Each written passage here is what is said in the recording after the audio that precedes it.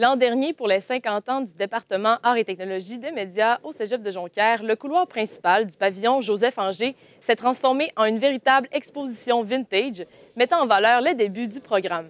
Des photos, des vidéos, ainsi que des outils médiatiques de l'époque témoignent de l'évolution du métier des communications depuis sa création en 1968. L'inauguration de l'exposition s'est déroulée hier soir.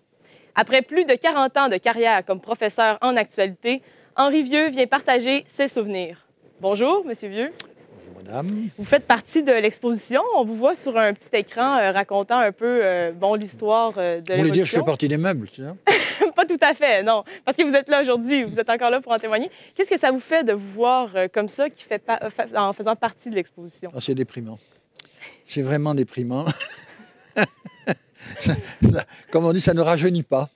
Ça ne rajeunit pas, mais est-ce que vous ressentez peut-être un peu de fierté quand même? Oui, bien sûr, c'est toujours valorisant d'être comme ça. Je vous signale que j'ai travaillé quand même pas mal. C'est moi qui ai ramassé une partie de ce que vous voyez dans les couloirs. Hein.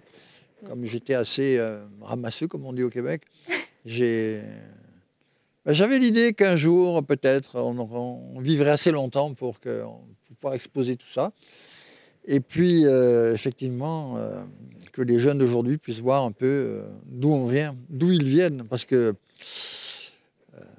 il y a 50 ans, c'était pas... Il y a de l'évolution qui s'est faite, il y a un nouveau matériel, les programmes ont évolué. Enfin, bon, tout nouveau. Oui, tout nouveau, c'est sûr. Et vous revenez parfois à l'occasion ici au département. Est-ce que ça vous fait encore un petit pincement au cœur de revenir en fait dans ce même local? Pas du tout. Pas du tout. Ça me fait toujours plaisir de voir mes collègues. Tout. Non, mais je fais, comme on dit, je suis passé à autre chose. Ensuite, vous savez, on n'a pas toujours été ici. Hein. On a eu, dans l'histoire du département, on a eu 3 déplacements. Hein. Okay. On était au pavillon principal, puis on a eu deux déplacements dans le pavillon principal, puis ensuite on est venu ici.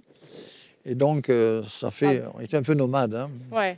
Un peu nomade, c'est sûr. Mais oui, ça fait toujours plaisir de revoir le monde et puis de revoir ces jeunes talents brillants et pleins d'avenir. Est-ce que justement de revoir les gens comme ça vous rappelle des anecdotes particulières que vous avez vécues au cours de vos années d'enseignement? C'est-à-dire lors des retrouvailles au printemps, là, ouais. J'ai retrouvé des gens qui étaient vraiment là au tout début. Hein. Et donc, ça a permis de rajeunir. Pour vous dire qu'à l'époque, ce n'est pas les étudiants d'aujourd'hui qui sont sages. Et puis, hein. Alors, il fallait les remettre à l'ordre, un peu, les étudiants, des fois. Il fallait les stimuler. Si je vous dis, par exemple, alors, cette pige, elle vient, est-ce que oui, bien sûr. ça vous ramène...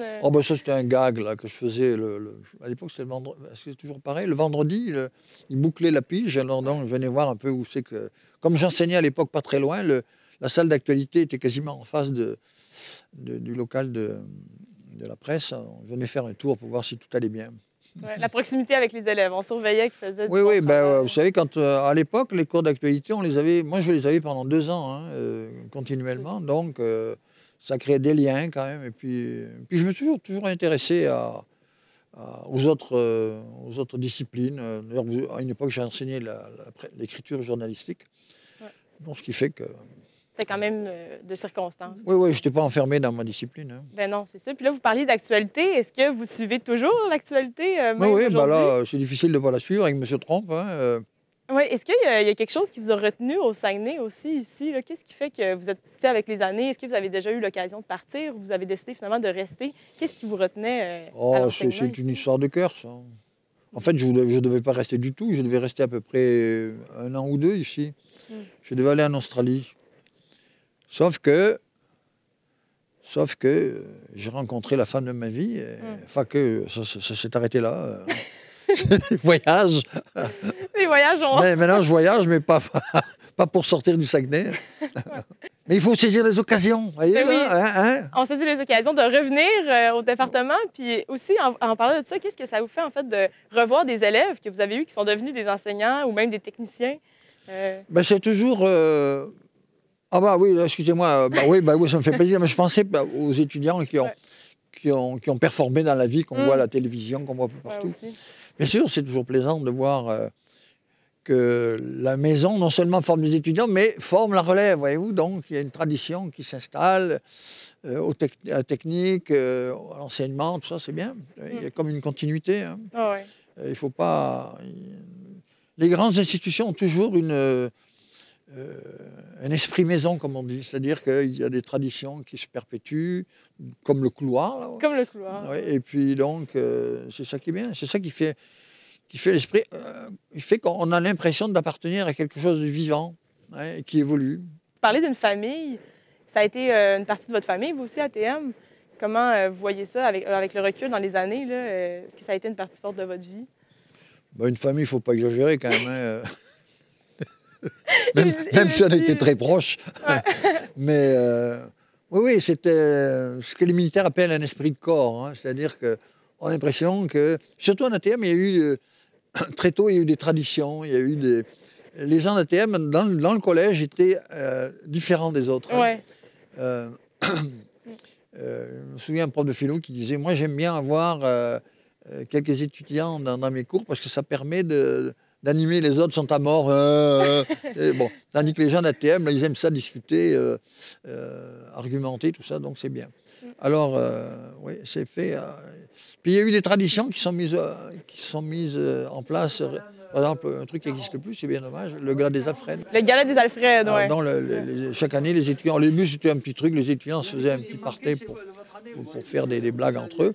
Puis ensuite, c'est venu, je pense que la télévision avait besoin d'un plateau, là, ils l'ont eu. Ah ouais, donc, puis ensuite, il y a eu l'album définissant, vous voyez, des trucs comme ça qui sont mis en place. D'ici 20 ans, par exemple, est-ce que vous pensez que les traditions vont encore se perpétuer? Bah, je présume, ça dépend des étudiants, c'est pas les enseignants qui font ça, c'est les étudiants. C'est une création étudiante. Donc parce qu'à une époque, vous savez, dans les années 70, par exemple, les étudiants avaient rejeté tout ce qui était formel, là. Ouais. Des distributions de prix, les distinctions, au caca, c'est capitaliste, élitiste, enfin bon, tous les trucs en-istes. Dans 20 ans, pensez-vous Et puis qu'il va donc, y avoir à un moment donné, il y a une autre génération qui est arrivée, donc ça a changé.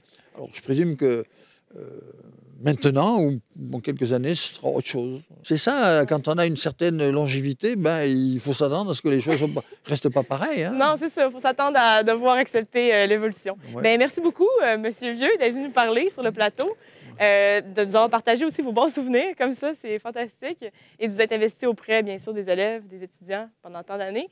Pour plus de détails, mesdames et messieurs, je vous invite à venir visiter l'exposition qui se trouve dans le couloir d'art et technologie des médias. Mesdames, messieurs, bonsoir.